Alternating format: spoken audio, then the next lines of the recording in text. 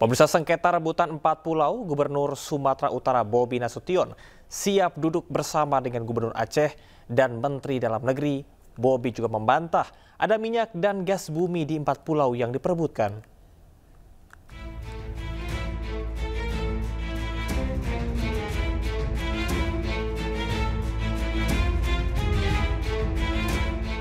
Empat pulau di Provinsi Aceh yang kini masuk ke dalam wilayah Provinsi Sumatera Utara menjadi polemik. Gubernur Sumatera Utara Bobi Nasution menyebut siap duduk bersama dengan Gubernur Aceh Muzakir Manaf dan Menteri Dalam Negeri Tito Karnavian. Terkait isu soal adanya minyak dan gas di 4 pulau, Bobi menyatakan belum ada data soal itu. Namun ia melihat ada potensi besar di sektor pariwisata. Kalau untuk masalah milik siapa itu pulau, mohon maafnya, mau kami bahas dari pagi sampai pagi lagi pun sebenarnya nggak ada solusinya. Makanya saya sampaikan di situ, ya kalau kita mau bahas, ayo sama-sama. Kami terbuka kalau memang hal itu mau diulang kembali pembahasannya ke pemilihan, kami terbuka. Cuma kalau bilang Sumut harus menyerahkan, nggak ada wewenang kami menyerahkan. Kan kita lihat pertama dari sektor pariwisata pasti bagus. Untuk yang lain tentunya pasti harus ada data yang menunjang ya, apakah ada katanya ada minyak, ada gas.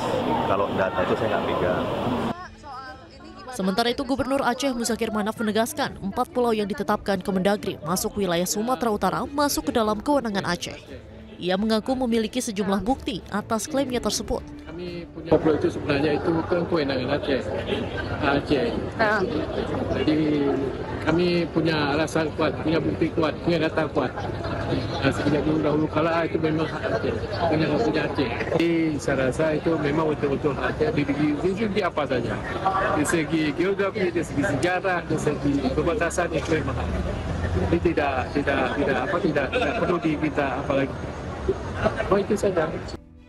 Menteri Dalam Negeri Tito Karnavian pun menyatakan pemerintah terbuka menerima gugatan hukum terkait penetapan batas wilayah Provinsi Aceh dan Sumatera Utara. Nah, namun kemudian mungkin ada pihak yang mungkin menerima, ada yang tidak menerima ya. Kita paham lah. Ini kita terbuka juga untuk mendapatkan evaluasi ya, atau mungkin kalau ada yang mau digugat secara secara hukum, petun misalnya ya. Kita juga nggak keberatan, kita juga tidak ada kepentingan personal. Jadi kalau misalnya Pak Gubernur, Pak Bobi dan Pak Muzakir Manaf berdialog untuk misalnya mengelola bersama, why not? Kami akan sangat senang sekali. Kita pasti akan mendukung karena kami nggak punya kepentingan selain adanya kepastian daerah itu.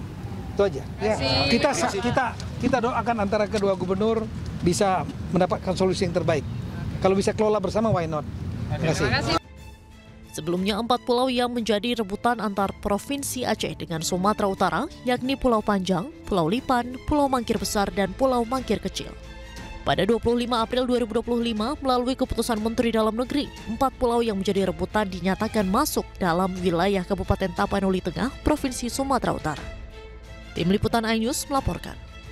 Lantas, bagaimanakah tanggapan pemerintah Kabupaten Aceh Singkil terkait dengan polemik 4 pulau ini? Sudah bergabung bersama kami Hamzah Sulaiman, Wakil Bupati Aceh Singkil. Selamat malam Pak Hamzah. Selamat malam. Baik, Pak Hamzah, polemik yang terjadi saat ini bagaimana tanggapan Anda terkait dengan pernyataan Bupati Tapanuli Tengah Pak Masinton Pasaribu yang menyebutkan bahwasanya secara geografis 4 pulau ini termasuk ke dalam wilayah Tapanuli Tengah? Baik, terima kasih. Bahwa 4 pulau yang disebut namanya Pulau Panjang, Pulau Lipan, Pulau Mangkir Besar, Pulau Mangkir Kecil, berdasarkan kesepakatan surat yang ditandatangani oleh Bapak Gubernur.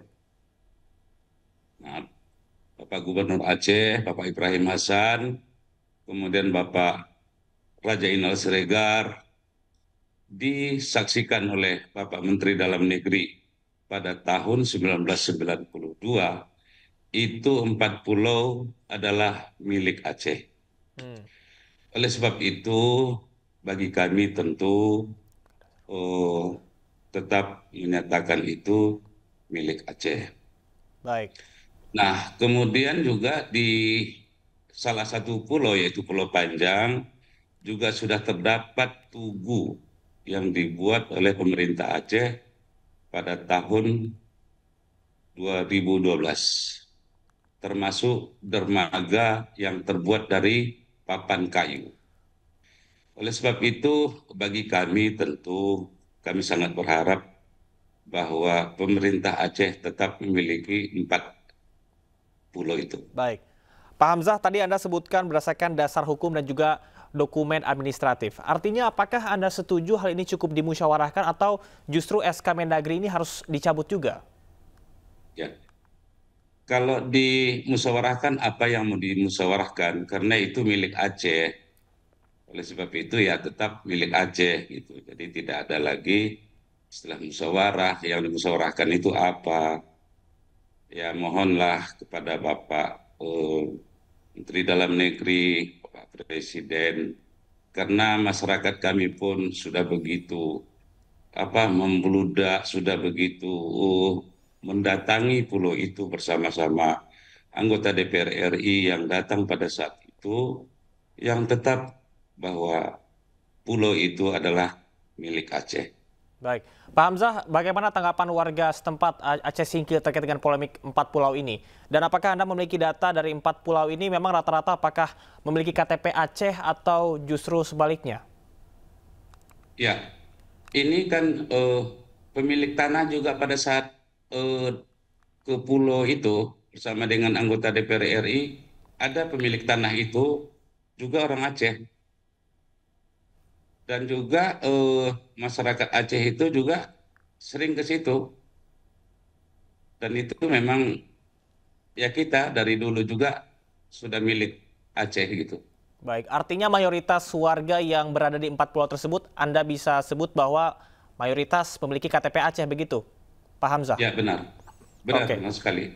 Baik, sejauh ini benarkah 4 pulau tersebut memiliki kandungan minyak dan gas yang ekonomis sehingga menjadi perdebatan dan juga menjadi rebutan? Ya, terlepas dari itu ya, kami juga belum mengetahui secara detail tentang adanya kandungan minyak, migas, dan sebagainya. Tetapi yang ingin kami sampaikan di sini bahwa 4 pulau itu adalah milik Aceh. Baik. Pak Hamzah, upaya konkret yang sudah dilakukan atau yang ingin dilakukan oleh Pemkab Aceh Singkil, apakah nantinya sudah ada pertemuan resmi dengan Pemkab dari Tapanuli Tengah yang difasilitasi bersama dengan Mendagri atau seperti apa, Pak? Kami belum tahu itu ya, tapi yang jelas pada malam ini juga Bapak Bupati, Ketua DPRK Kabupaten Aceh Singkil diundang oleh Bapak Gubernur ke Aceh untuk berdialog dengan anggota DPR RI, anggota DPD RI, bersama dengan anggota DPRA Provinsi. Sehingga masih dalam pembicaraan tentang 4 pulau. Kalau berkaitan dengan adanya pertemuan, saya kira saya kembali seperti yang saya sampaikan, bahwa tidak ada yang perlu dibicarakan bersama, kami tidak ada perlu dibicarakan dengan yang lain, hanya itu memang khusus Aceh gitu. Baik, Pak Hamzah, secara singkat artinya harapan Anda bahwasannya ini akan dimediasi dengan baik bersama dengan Kemendagri? Ya, tentu dengan Bapak Menteri Dalam Negeri yang bisa ikut turun tangan untuk menyelesaikan masalah ini. Pak Hamzah, terima kasih banyak atas informasinya dan kita harapkan bahwasannya ini tidak berdampak negatif sengketa ini terhadap masyarakat yang ada di 4 pulau tersebut. Terima kasih, selamat bertugas kembali, salam sehat. Baik, terima kasih. Assalamualaikum warahmatullahi wabarakatuh. Waalaikumsalam. Sementara itu, pemirsa, Wakil Presiden ke-10 dan ke-12 Republik Indonesia Yusuf Kala menanggapi polemik 4 pulau di Aceh Singkil yang oleh Mendagri diputuskan masuk dalam wilayah Sumatera Utara. JK menegaskan pendirian Provinsi Aceh diatur oleh undang-undang sehingga sengketa 4 pulau antara Aceh dan Sumatera Utara tidak bisa diganti dengan keputusan menteri. JK pun menegaskan sengketa terkait dengan 4 pulau tidak boleh berlarut-larut agar tidak menimbulkan konflik baru. Aceh dibentuk dengan Undang-Undang 24 tahun 1965, maka termasuk Aceh Singkil itu bagian daripada Aceh, dan itu mengklaim bahwa pulau itu pulau yang ada di Aceh Singkil, bahwa dia dekat dengan Sumatera Utara itu ada saja banyak kasus-kasus seperti itu. Tapi yang penting kita lihat bukan hanya tentang kedekatannya atau jaraknya pula itu, tapi juga harus dilihat dari sejarahnya, kemudian juga harga diri orang-orang di pulau di Aceh, dan juga kebiasaan-kebiasaan lama tentang pulau itu. Harus dilihat bukan hanya jaraknya, karena selama ini yang kita baca justru hanya karena jarak. Ya, sekali lagi pendirian Provinsi Aceh sebagai provinsi dengan otonomi khusus itu dengan Undang-Undang 24. Jadi kalau secara umum termasuk pulau yang diklaim oleh Aceh itu Singkil bagian dari Aceh. Jadi tentu dari segi sistem hukum undang-undang lebih tinggi dibanding Kepmen kan. Jadi agak sulit tentu itu dirubah dengan Kepmen, karena yang mendirikan Aceh itu undang-undang. Barangkali Anda sudah berkomunikasi dengan Mendagri soal ini seperti apa, Pak? Iya, saya berkomunikasi dengan beliau dan saya yakin maksudnya baik, tapi di lain pihak Aceh menganggap itu bahwa pusat tidak lagi nanti kurang dipercaya lagi. Sulit bagi kita semua yang sudah bekerja baik dengan teman-teman untuk kedamaian di Aceh, nanti lagi timbul masalah baru. Jadi, dan di samping itu sejarah ada diulas di sejarah sejak dulu. Itu memang pulau itu masuk ke Aceh. Pemirsa, terima kasih Anda masih di iNews Prime bersama saya Camar Haenda. Presiden ke-7 Republik Indonesia Joko Widodo buka suara soal dirinya yang dikaitkan dengan nama kapal tongkang dan tugboat yang diberi nama JKW Mahakam dan Dewi Iriana. Jokowi santai bahkan senang jika ada kapal yang ditulis namanya dan menjadi miliknya.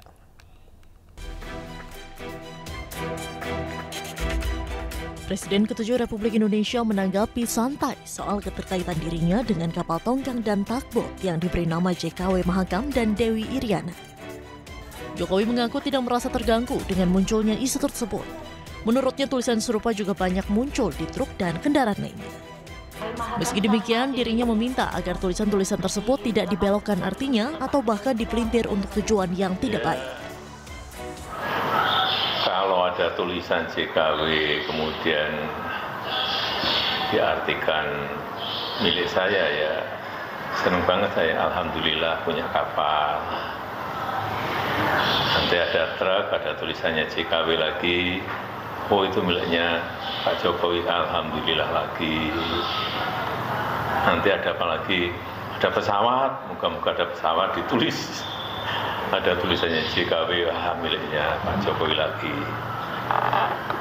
Kaya raya lah saya. Nah, ya berarti kan sudah ada klarifikasi, ngapain ditanyakan? Merasa nggak sih Pak? Apa dengan kalimat oh banyak kok, tulisan di truk juga banyak, saya lihat ada di bus juga ada. Biasa aja lah, biasa. Tapi harus jangan dibelokkan, jangan dipelintir, dianggap baik. Presiden ke-7 Jokowi juga menegaskan pihak pemilik sudah memberikan pernyataan sehingga tidak perlu diributkan lagi. Dari Solo, Jawa Tengah, Septiantoro, iNews melaporkan. Sementara itu, Gubernur Jakarta Pramono Anung menerima kunjungan Ketua Umum PSI Kaesang Pangarep. Kaesang tiba di Balai Kota didampingi dengan sejumlah anggota DPRD DKI Jakarta. Kedatangannya diterima Gubernur Jakarta Pramono Anung. Pertemuan berlangsung singkat.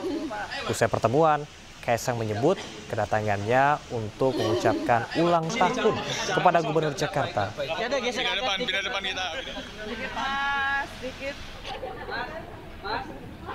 Masya Allah.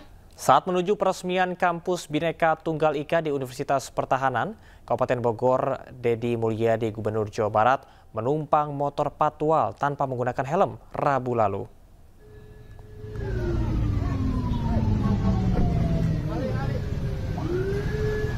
Aksi KDM yang menumpang motor patwal milik Dinas Perhubungan Kabupaten Bogor tanpa menggunakan helm itu pun viral. Hal tersebut dilakukan KDM karena dirinya sudah terjebak macet selama 1 jam saat menuju acara peresmian kampus di Unhan yang diresmikan Presiden Republik Indonesia Prabowo Subianto. Sadar melakukan pelanggaran, melalui media sosial Instagram, KDM mengakui kesalahan dan meminta kepolisian memproses pelanggaran tersebut. Saya mengalami kemacetan hampir 1 jam. Tentunya sebagai gubernur, saya tidak boleh lebih dulu presiden dibanding saya. Maka saya mengambil inisiatif untuk ikut motor Dinas Perhubungan Kabupaten Bogor. Dan di situ terjadi pelanggaran pada diri saya. Saya tidak menggunakan helm dan tentunya pengendara kendaraan bermotornya tidak menyiapkan helm untuk pembonceng karena motor itu spesialisasi tanpa boncengan, motor fatwal. Nah, tentu saya adalah warga negara Indonesia yang melanggar dan itu adalah sebuah kesalahan. Untuk itu, saya mohon Kepala Satuan Lalu Lintas Polres Bogor untuk dilakukan penilangan terhadap. Sementara itu, kini kendaraan patwal milik Dishub Kabupaten Bogor yang membonceng KDM tanpa menggunakan helm di Jalan Alternatif Sentul, Kabupaten Bogor, telah dijatuhi sanksi tilang elektronik oleh Satuan Lalu Lintas Polres Bogor. Sanksi serupa juga diterapkan pada pengendara yang membonceng Bupati dan Ketua DPRD Kabupaten Bogor yang turut melanggar aturan serupa.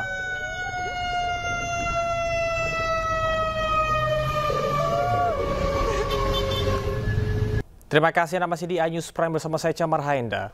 Piala Presiden 2025 akan menghadirkan 2 klub luar negeri sebagai peserta termasuk Oxford United. Diikuti 6 peserta, turnamen akan dimulai di Jakarta dan Bandung mulai 6 Juli mendatang.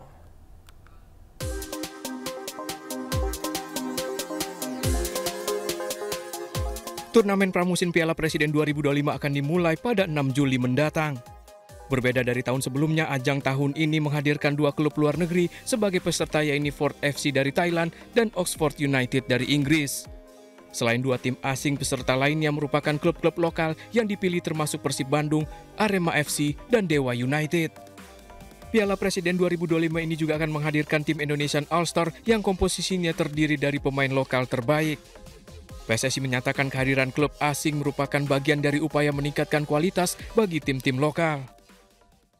Nah, karena itu kita undang Port FC dari Thailand yang kebetulan Asnawi main di sana dan pemiliknya juga Ketua PSSI Thailand, ya Madam Pang, dan dia sangat senang bisa menjadi partisipasi untuk sepak bola di Indonesia juga khususnya. Lalu juga ada Oxford United yang kebetulan Ole bermain di sana, kita tahu. Sementara lokasi penyelenggaraan Piala Presiden di tahun 2025 ini berada di 2 arena, yaitu Stadion Utama Gelora Bung Karno Jakarta dan Stadion Sijalak Harupat Bandung. Laga pertama untuk pembukaan akan digelar di GBK, lalu berikutnya di Bandung. Dari Jakarta, Ismalia Pandu Priyo Arji, iNews melaporkan.